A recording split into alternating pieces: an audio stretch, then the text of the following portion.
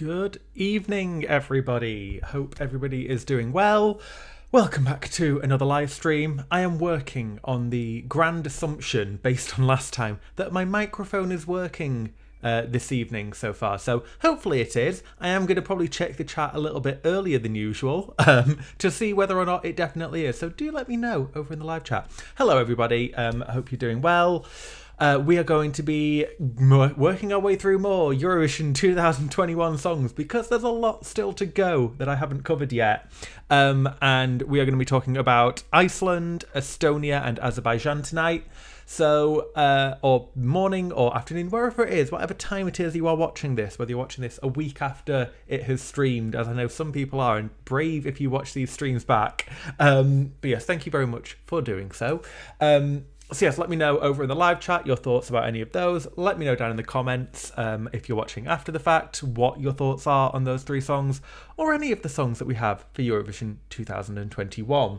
There are people saying hello, which I'm thinking is a good sign that I am definitely audible this evening. By the way, funny, isn't it, that the only time that I've had to use the YouTube editing cutting software that they have had on the platform for years, where I'm like, I can just clip out the bit where I wasn't talking properly or I wasn't audible on that last live stream, and that was the day they got rid of that feature.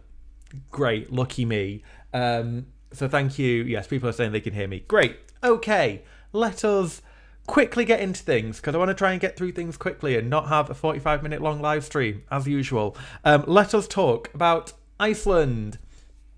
So Daði Freyr is back with Gagnamagnid and he is singing 10 years this time. Now, I'm just going to come straight in and say I was part of that group of people that thought Think About Things was the obvious and was almost certainly going to win Eurovision 2020. It was probably my favourite, or at least one of my top 2 or 3. But certainly in terms of songs that I saw as competitive, I didn't, other than maybe Russia, I didn't really see anybody really challenging it. And I think had everything gone ahead and all of this last year that has been going on hadn't happened, I think it would have been a really obvious and almost easy win for them, because I don't think you wouldn't have had Italy's Story and Fai Rumori becoming such an anthem almost. I think Think About Things would have won. So obviously there's a lot of pressure coming into this year when everybody had kind of crowned you the favourite. He got into the UK chart even without Eurovision happening, which doesn't really happen very often, and he was getting Radio 1 airplay. So I feel sorry for Daði because I'm 99% I'm saying it right, by the way. If I'm not, again, please do let me know and I can get it right, because I was I want to say it's Daði, and then I want to say it's Daði, and then I think maybe it is Daði Freyr, Daði Freyr. I don't really know. But yeah, I feel sorry for him because, anything that he did this year would have been negatively looked at compared against Think About Things. There was no way he could live up to the hype. And I think Iceland have done something very clever, because I think when 10 Years was debuted, it was done in a very odd way. They had the orchestra. They were Daði and Gagnamagnid were sort of performing, but not in the way that we're used to from them. There wasn't a lot of craziness or action on stage. They were quite static on those little platforms. And I think that was very clever, because that is also the music video. And when you listen to the studio version, it sounds so much more amped up and more like what you would expect.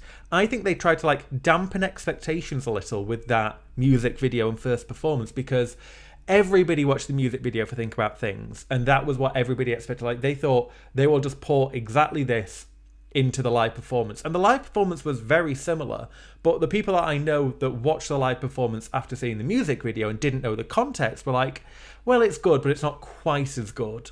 So I think this time that they're going to do well, let's have the music video be not quite as good as what actually happens live. Because I think, there's a lot of this whole space thing that they're going for with some of the graphics and the outfits this time. I think they're going to do something quite big maybe on stage in Rotterdam. which is very exciting. And I really hope that that is what happens, and that I'm not getting my expectations up even more for something that won't happen. But I just feel like, yeah, they've been very clever in terms of getting in with a very strong song. I don't think, as a whole, I don't think the song is as strong as Think About Things anyway. No matter how you look at it, I just don't think it's quite as good. But it's still very good, and I think it is still definitely one of those ones that is a potential contender, and it will depend on what we see in Rotterdam. So yeah, I think that they've probably been quite clever about that. I would say also, in terms of the song itself, like, yeah, when you listen to it in the studio version, I really do like it a lot more. And I think it sounds a lot like the follow-up song to Think About Things, which was Where We Want to Be, which was the lockdown song that he released. I think it's very similar to that. And actually, I end up getting the chorus of Where We Want to Be. I end up I know the verses of 10 Years, but then it sort of fades into Where We Want to Be in my head. And it's a really weird mashup. Now, obviously, for most people, that won't matter because they've not followed the rest of Dawi's songs. So they won't care. They'll probably know Think About Things. So, that is something you have to think about, whereas some of the other Eurovision returning acts don't have to worry. Like, people know what I did last time. I think for the most part, most of the entries, I would say, most people don't really know what the 2020 songs, like, who are watching that grand final on the Saturday night. They'll, maybe be aware of some of them, or, the ones in their country. But I wouldn't say that, somebody in Belgium isn't going to know what Greece's Eurovision 2020 song was like. Probably. I might be wrong. Maybe because Stefani's Torch, maybe that might. But you know what I mean, right? Whereas with Iceland, Think About Things was so big that, and Daði is so recognizable. He's a massive Icelandic guy with funny costumes and his face printed on his costume. And Gagnamagnid, are all quite recognizable. So that, I just think that is something that they're going to have to overcome. But hopefully, yeah, I just think that maybe the live performance is where this one is really gonna, the true live performance is where this one is really gonna stand out.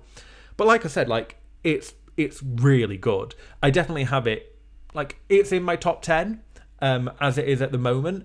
And again, I can see it keeping on growing. I think that it's in that contender-ish group. Like I said, I think in my last video, that I have a top 5 at the moment, and this is hovering around 6th or 7th in terms of people that I think could win. And yeah, I think that of the ones that are above it, this is the one that probably has the most to gain, because I'm expecting, I can kind of expect what the staging is going to be for Lithuania. It's going to be what we've seen. Italy, it's going to be what we've seen. France, it's going to be what we've seen. Sweden. Whereas with Iceland, I think that we are going to get something different. And it's only ones like Malta or Switzerland, which probably will do something like their music videos, where, I can see it growing further. Now, I might be entirely wrong, and Iceland might be doing exactly what they did on stage. Might exactly do on stage what they did in this music video live performance on Icelandic TV. And if so, then I don't know. I don't think that it's quite enough.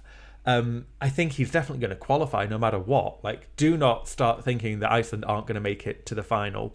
But yeah, there's just something, I just want to see something a little bit more. But again, unrealistic expectations that anything he was going to do was going to be on the level of Think About Things. Because for a year, we have all thought that was, 99% of people have thought that was going to win Eurovision. So anything that he came back with was going to just, unless it was the best song in the world, I don't think anybody would have been overwhelmingly happy. But he's not gone outside the wheelhouse. He's changed it up enough that people that have listened to Think About Things will think, oh, this sounds like a follow-up single, which it does sound like his follow-up single in a way. It's just people haven't heard that original follow-up single, if you can get that train of thought. But yeah, all in all, I think that it's a very strong entry. Can't wait to see more. I really hope it does well. Maybe we're still on for Reykjavik, finally getting to host Eurovision. Imagine if it comes down to Malta versus Iceland, and they find that's the final two, and that's the decision, who gets to host Eurovision for the first time. It could happen. We will have to wait and see. So anyway, yes, let me know what your thoughts are about Iceland. Do you like 10 years? Do you think Iceland will have to wait 10 more years to win Eurovision? Hey, got one. Let me know over in the live chat. Let me know down in the comments. We'll move on to Estonia in a moment as well, so start getting your thoughts in about Estonia if you're watching live. Yes, let's have a quick drink of water. I drank most of my squash, actually, before I got on, which probably wasn't the smartest idea. But oh well. By the way, I got a PS5 and I'm so happy. I know that probably makes some people very jealous, but oh, it's so good. Right, okay. A lot of people saying hello and that they can hear me. Awesome. Milosh says, 10 years is great. People underestimate this. I still think that Iceland has a shot for the win.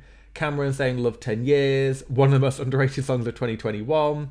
And yeah, people otherwise saying that, yeah, it's always going to be difficult after the hype of last year. So yeah, I think there is a level of people maybe underestimating Iceland a bit. And I think, yeah, it is just that whole thing of think about things. What were they going to do? Like, there was no way that they could live up to it.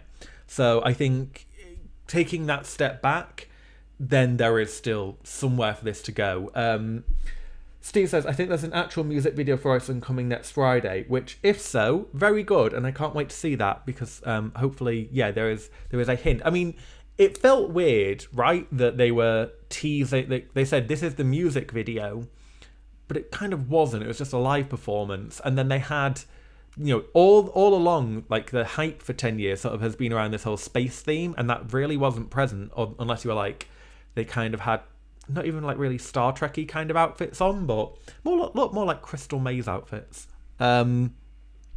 Shout out to all the 90s kids who loved the Crystal Maze. I know it's back as well, so shout out to anybody that watches it now. How did I get onto Crystal Maze? Really? And I wonder why these live streams go on so long. Anyway, yes, keep letting me know your thoughts about Iceland and 10 years, and do you think it's still a contender for the win? Do let me know. Let's move on to another, actually all of them are returning artists that I'm covering tonight, but let's move on to Estonia. And Uku Suviste is back. He is now singing The Lucky One instead of What Love Is. I mean, they're very kind of in the same vein as Iceland. Like, it feels like the next natural song kind of in the lineup for Uku in terms of what would he follow What Love Is. You would probably think it would be The Lucky One. Now, I prefer I would say I wasn't a big fan of What Love Is. I thought it was very trad and it just didn't really go anywhere. I think the Lucky One is better. I think it grabs me a bit more earlier on. I don't think it goes anywhere far enough as the song goes on to keep me hooked. But I would say one thing about it is I keep, now that all the songs are released, or all 39 that at the moment are competing, now that they've all been released and you start to see like some of these recap videos people do, like naturally I end up like they come on my YouTube and I just listen to them. Estonia really stands out actually in semi-final too, and I think in recap form it does really work. I think it's impactful just in that short burst. Overall as a song, I don't think it keeps that going enough. But Uku is, he's very eye-catching, he's charismatic on stage, he knows how to perform this song. And I think that there's enough right things going about that where people seem to just sort of be ruling it out, possibly because they're still hung up on like his 2020 song, and also because he wasn't their favourite in Estilal, then that might be why this one's sort of being overlooked. And I think this could be a qualifier. I really, really do. Obviously, so yeah, Estilal. I didn't really watch it. I watched the final. I think I was watching it sort of like in between other things. Obviously, a lot of people wanted Yuri Pootsman. I would have preferred that. Realistically, I preferred Magus Milenhulia to The Lucky One. But Uku was good. I think vocally there are moments where you think, is he quite going to get this? Obviously, you won't really have to worry about that in terms of Rotterdam because, the backing vocals are pre-recorded and all that. So there won't be too much to worry about there. It's just ultimately it's going to be like, can he perform it well enough, and can he perform the song to the point where it gets enough points? And I think that juries probably will like this, some of them. Televote, he's got a lot of friendly countries in there. He's got Latvia and Finland, and they historically tend to give Estonia a lot of points. You know, they're all neighbouring. I'm 99% certain, having just said that. I mean, it's a Baltic and Estonia and Finland. So yeah, but also you've got Denmark and Iceland, who I think tend to give Estonia some points, and it tends to be reciprocated. So yeah, there's some good things going on there, and I think that maybe it's competing with the likes of Portugal, or maybe I could Denmark as well, maybe, just in terms of those male-led songs. Austria, Georgia, like, I would say I would probably put this in like one of the better songs of that group. I'm not a huge fan of it, don't get me wrong. I'm probably being a bit more positive about this song than I actually feel about it, but I do see like there are some good elements here, and I think that it is maybe again one that is being slightly overlooked, kind of the reverse of like the impact of 2020 also affects Uku, like it's probably affecting Daði, but in a different way. Like there was the hang up of 2020 that's hitting him as opposed to the expectation of 2020 hitting Daði. So I'm mixed up Daði and Daði again, so who knows? We'll get there. Let me know in the comments of the chat. Yeah, I think that Uku is, definitely up there as a qualifying contender. And, you know, it's Estonia. They tend to make it there or thereabouts. I don't think that this one's going to be anything, like, world-breaking in terms of staging. I don't think there's going to be a huge amount more.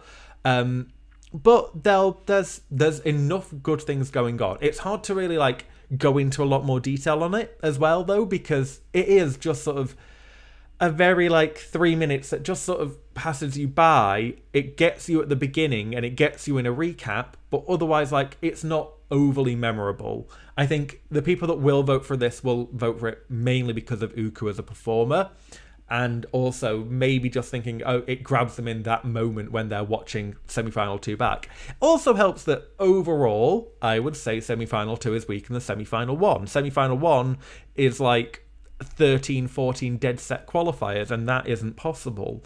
So there's things that are working in his favour, is all I'm going to say.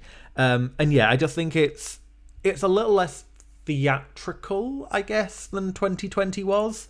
You know, I think that especially the music video and just like the styling and what was going on with What Love Is, they kind of pared that back a little bit, and Uku feels a bit more free and freer to be able to come back. And, you know, that is... there is also the part where it's like a lot of Eurovision fans are like, everybody from 2020 should have come back. And then as soon as Uku has to go through the, like, Esti Laul again and he had to compete, then all of a sudden it's like, oh, but we prefer Yuri, so we don't mind if Uku doesn't come back. Like, you can't have it both ways, unfortunately. So, you know, I feel sorry for people that, you know, if you really wanted Yuri or any other ones. Koit Tumi had a really good song. Sissy was really good. There were the 2 backing singers for Koit that also had their entry. That was really fun. There were some good entries there, but yeah, just I don't think it's don't like blame Uku because Estonia made him do this, kind of. You know what I mean? Like, it's, I don't know. I think that he won Esti Laul 2020, and I don't think there really was a great field then either. But people seem to be particularly hung up on the fact that it's not Yuri this time, which I get in a way, but yeah, I just think don't like rule out this song because of what happened in a national final, because again, we're Eurovision fans. We are people that watch out and we seek out all of these entries, but people watching a semi-final or the grand final for the first time will not care, and they will just vote for it depending on whether or not they like it on the night. And you know, recaps help sometimes. A lot of the time we talk about, you know, have they picked the right section for the recap? And there's enough, like, because it's not overwhelmingly great in 3 minutes, doesn't mean that you can't have a great, like, 10-second slot in a recap. So yeah, that's sort of where I'm at with Estonia at the moment. But obviously, let me know. Do you think Uku will be the lucky one and qualify, or do you think that his luck has run out? There we go, 2 for 2, I think, maybe. I mean, the first one wasn't great, but anyway. Oh, people are saying that my camera keeps going in and out of focus. Okay, let's have a look at that. Why has that happened? Let me try this. Sorry, you're going to see a close-up of my hand, and hopefully, I'll keep stalling whilst I try and fix this. People saying, yeah, would have preferred Sissy. The top 3 for SDLR was good, much better than 2020. Yeah, fair enough. Yeah, but like I said, I don't think that the 2020 version of SDLR was particularly good compared with 2021. I'm still out of focus, aren't I? What is going on here? Okay, keep on talking whilst I try and fix this. I can definitely see Sissy winning SDLR soon. She could do really well with a good enough song. I think that says song. Yeah, I think Sissy obviously is Dave Benson's daughter, I want to say. So, you know, there's Eurovision history there, or good history. I'm still trying to figure out what's going on with this focus. Let's see. Okay, if I bring it closer to me, will that help a little bit? No, it's making it worse, actually. Why is the focus so bad? Sorry about this, everybody. It's apparently just like tech problem season for me. What is going on? Why won't it focus? Okay. New plan. This is tech support literally as I'm going. Let's try and focus on me. Focus on me. No. Hello. I'm here. Right. How am I going to make this work? It's actually getting worse the more that I do this.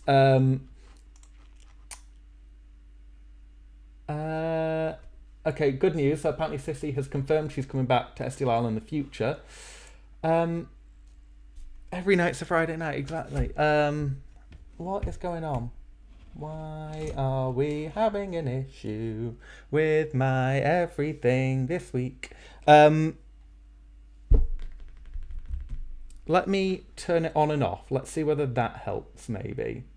That's going to stop the stream, though. Okay, let's just... I'm going to try something. You're going to see a screen, and then we'll see whether or not that helps. No, that's made it worse again. Okay, hello, I'm here. Can you... Do you want to focus on me? Do you want to focus on me? Hello? No. Sorry about this, everybody. This is a little annoying. Okay, we're going to try something slightly risky. I'm going to do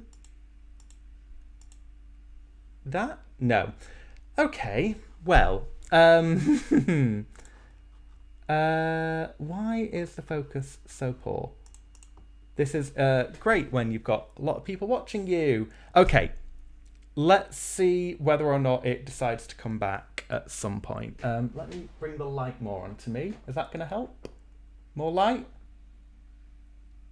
Yes! There we go. Finally. Okay, so I might be like poorly lit now, but we're somewhere with that. And like people are saying, you're here for the content, hopefully, not the face. Okay, it's better. Let's just go with this. Okay, let's go back to the comments. It is one of the perks of being live is watching me struggle to deal with this. Saul says, if you forgot that Kaino was robbed, Fallen Angel is actually growing on me. Fallen Angel, yeah, don't... again, that's another one with semi-final 1. Norway, that's another one that you have to put in that list of big qualifiers. Who else is there here? A lot of people are saying, a lot of people saying that Sissy was robbed, which, yeah, I think that she's got such a great voice and she seems to be growing in popularity, I want to say. Sorry, still trying to get the lighting. There we go, that seems okay now. Uku is a bit meh for me, but it's a decent entry. Eva Lina was my favourite in SDL, but think both Yuri and Koit were a better choice than Uku.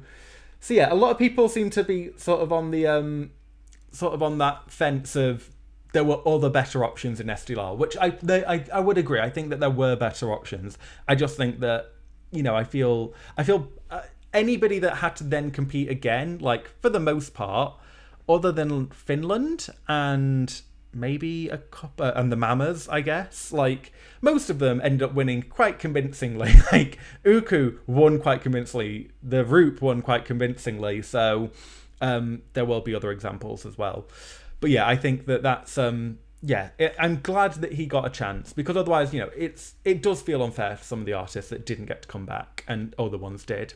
But yeah, I don't think they were going to reinvent the wheel with his song this time. They just sort of had what they wanted to do first time in mind, and I think they elevated it. I do think it's better than than What Love Is was. Okay, so whilst we rapidly hope that I don't go in and out of focus anymore, let us move on to Azerbaijan, who are back with Efendi and effectively kind of back with Cleopatra. They're sending Matahari this time. I think that it's this is like where other entries have sort of come back in a slightly similar but different style, like to their 2020 entries. Azerbaijan and Efendi were just like, no, we're just going to do 2020 again. And in a way it kind of works because they're just so blatant about it. I mean, they literally reference Cleopatra in Matahari. There's like almost a sample of the actual song. I kind of love, like, just, it's pretty ballsy in a way to just be like, yeah, no, we want to do this. We knew what we were going to do. We can probably reuse the staging idea. Like, apparently the crazy, we had to get permission for this staging idea that they had for Cleopatra. They can probably use most of that in Matahari. And I think, you know what, why not, in a way? Like, if you're going to do it, at least be blatant and own it, which I feel like they're doing. And again, it's one of those where most people probably won't have heard Cleopatra if they're watching it on the Saturday night. They probably won't get the reference, but it's that sort of like wink, wink, nudge, nudge to Eurovision fans that will know what the reference is. That I kind of like about it. Now, I will say, I don't think it's as good a song as Cleopatra. I think that, Cleopatra wasn't a lyrical masterpiece, but it had a little bit more to it than Ma, which really seems to be a big part of Matahari. But it's enjoyable. It is what it is. Like, it's not trying to be really deep lyrically. It's not trying to be, this, masterpiece that will be talked about forever until the end of time. But I think it's just like an enjoyable dance pop, got like a reference to it. I think that that's pretty cool. I mean, obviously, like, Cleopatra kind of tried to tell Cleopatra's story. I don't think that Matahari really accurately tells Matahari's story at all. In any way, actually, I think somebody pointed out, like, there is historically nothing really referential about this. They just chose another ultimately famous woman from history as a song title, and then threw Cleopatra in there as well. Also, they throw in the Army of Lovers, and also kind of sample Crucified by Army of Lovers, which is very random, and I had to check that, like, Alexander Bard hadn't snuck in as a songwriter or a producer on this, which I don't think he has. The focus has gone again, I realise. I'm very sorry. We will try and figure that out as time goes on. But yes, I think one cool thing about it, and it's something that I think not a lot of people have noticed, is it's also got Azeri in it. There is a touch of Azeri in Matahari, which is fun, that we finally get some in there, and it kind of fits a little bit more than the Tibetan Buddhism chant that was going on in Cleopatra, because Egypt and Buddhism don't really go together, naturally, you would say.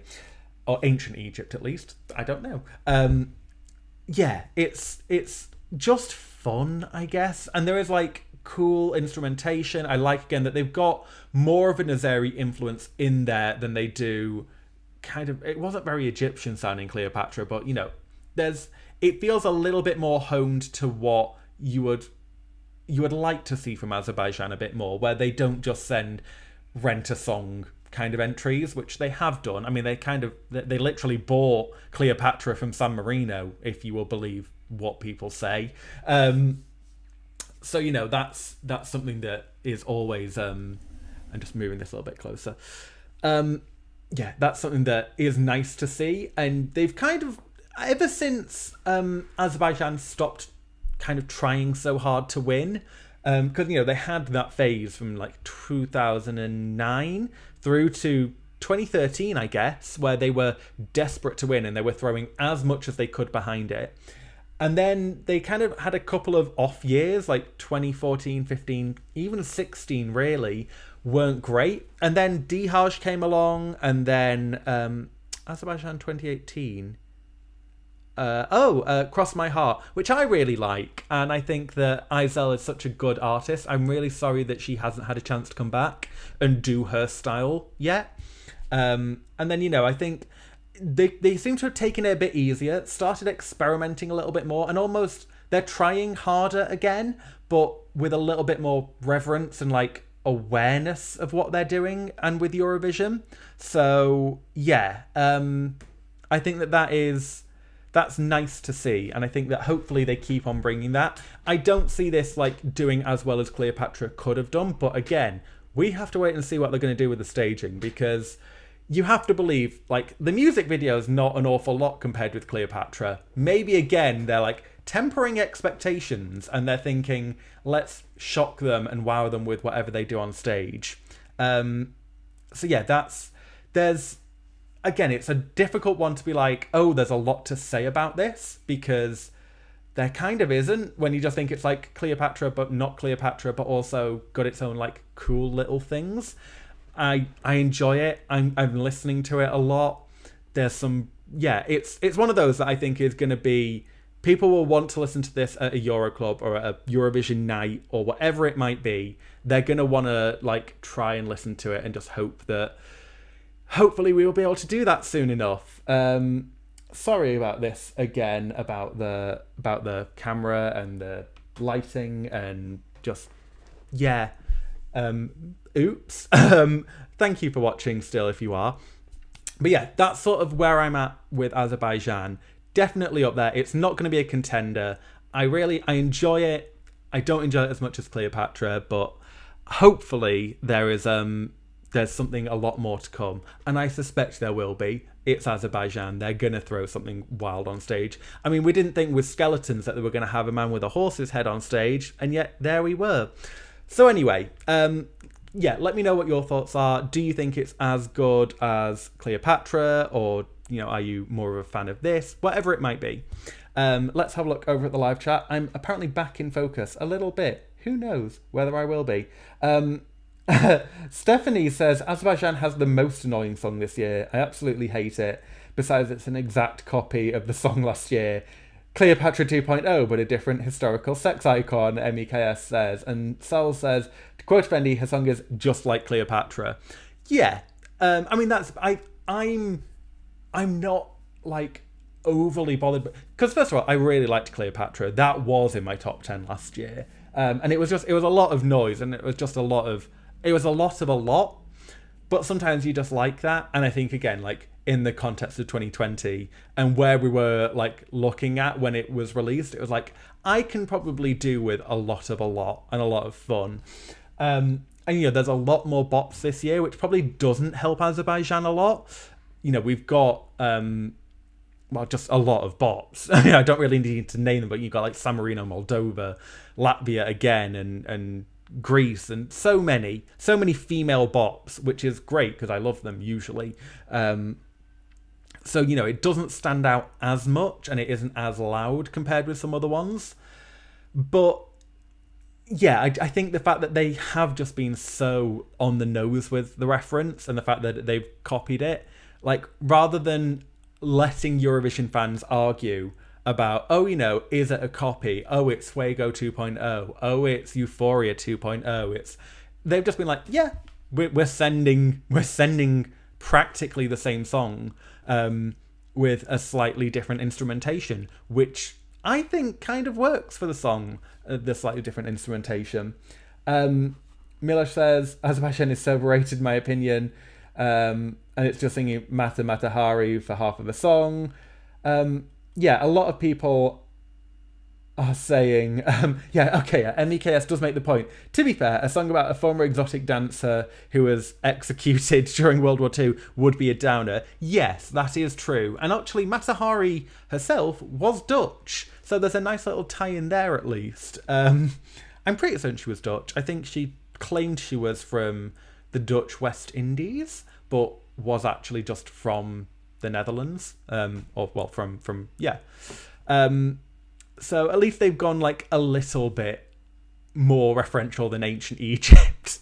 But yeah, it probably wouldn't be like as fun. But then again, also Cleopatra like betrayed and all that. So yes, it's gonna be interesting to see. But I think that, like I said, I don't think a lot of people watching the grand final, if it makes a grand final, who knows? Azerbaijan aren't a guaranteed in anymore.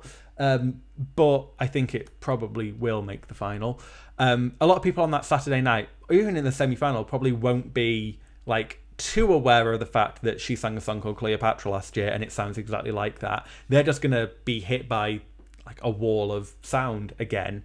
And some people will really like that. Some people will respond to this. Juries might not appreciate this as much. I think that where the juries probably would have, like, the overall package of Cleopatra, along with whatever the staging would have been, like, I think some juries probably still would have been like, that's a really good pop song, let's lift that up. Because there's more competition in that area now, who knows? I don't know whether it's as certain anymore, but I would be upset, depending on the staging, if we didn't see whatever they're going to bring on the Saturday night, to the Saturday night, and we just see it once. We shall have to see. Anyway, that's sort of my thoughts for the 3 songs for Iceland, Estonia, and Azerbaijan. Do let me know, obviously, all of your thoughts as well down in the comments. Again, apologies for tech issues, which apparently are a running theme this week. Please do hit the like button, hit subscribe if you haven't already, and do all the good things. Share, hit the notification bell. All the things that people do. Again, thank you all very much for the support so far, working through all the tech issues and keeping on watching even despite that. It's been really great. I am very much looking forward to seeing what happens in the build up to Rotterdam. We've got obviously no more pre-parties or anything like that, so this next period might be a little quieter. We will have to wait and see, but I imagine there'll probably be a lot more details about staging ideas and concepts and what the actual show will look like in the end. There is a lot more still to come. People asking, do you think Azerbaijan will qualify? ESC Turkey fan. Yeah, like I said, I think it will qualify, probably, but I mean, semi-final, that semi-final is just so much. It's gonna be just so difficult, and I'm not certain about anybody's qualification stakes realistically right now. I think there's probably some that are safer than others, but Russia, you would think, would be a qualifier, like, as usual for definite, but Russian Woman, as much as I really like it, doesn't feel like it's got as much overwhelming support. It's going to be tricky. Anyway, also, yes, Saul says, how do you feel about Husavic's Oscar nomination? Very happy. Very glad that Husavic got nominated for the Oscar. I don't think it will win. I think that Lara Pausini's song will probably win. But I think it's great. I hope that Molly Sandayan gets to perform it at the Oscars, or in some form at least, because what a moment that will be for her. And they can hopefully leave Will Ferrell off to the side, but we'll have to wait and see on that one. Yes, anyway, I was wrapping up and then I got distracted because people were talking. So thank you very much for talking. And other things, next stream probably Monday, Tuesday. I'm technically having very minor surgery tomorrow, so we'll see how I feel after that. Don't worry, it's all fine. But that's the thing that I'm doing. So we'll see, how I feel and where I'm at. But hopefully beginning of next week. And then next Sunday, so the 28th of March, it is a birthday that I am having. And I probably will do like a stream, like I said, and we'll talk about all the songs. I'll do a ranking of all the songs so far, and I'll talk about press room stuff and maybe some other things. We'll see how it goes. But please do like maybe put a marker in. I'll actually like schedule it and set a time and things like that for it. But it would be very nice if people could join me for that, because growing up is getting old, and getting old is a thing that I am doing. So yeah, that'll be fun. Anyway, like I said, thank you very much for hanging with me with all the tech faults if you have. And yes, I will see you all soon. Keep well. I know that there is a lot of stuff going on in Europe right now and in the continent, and just generally, just keep looking after yourself. Keep doing all the things that keep you safe. Be safe. Remember, it's just a song contest. It's all a bit of fun, and I will see you all soon. Catch you later, guys. Bye.